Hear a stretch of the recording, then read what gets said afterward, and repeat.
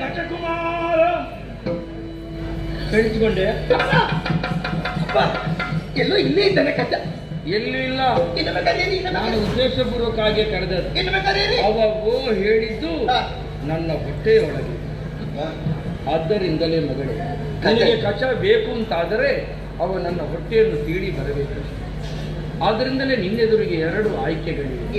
ಒಂದ ನಿನ್ನ ಅಪ್ಪನಾದಂತಹ ನಾನು ಬೇಕು, ಒಂದ ಕಚಕುಮಾರ ಬೇಕು. ಯಾರು ಬೇಕು ಎನ್ನುವುದನ್ನು ನೀನು ಆಗ್ತದೆ.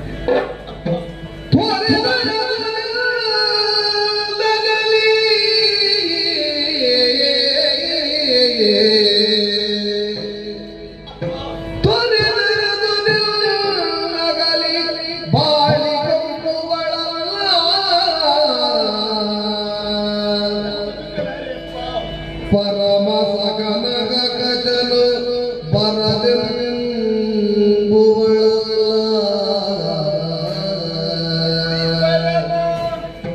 ಪರಮ ಸಗನಗ ಕಜಲು ಬರದೆಂಬುವಳ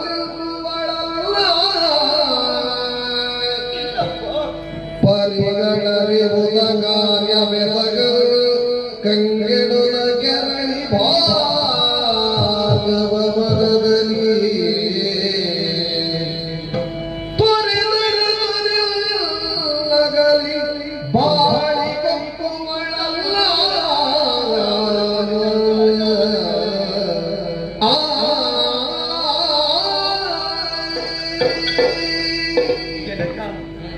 ಎಷ್ಟು ಸುಲಭವಾಗಿ ಆಡಿಬಿಟ್ಟೆ ನೀನು.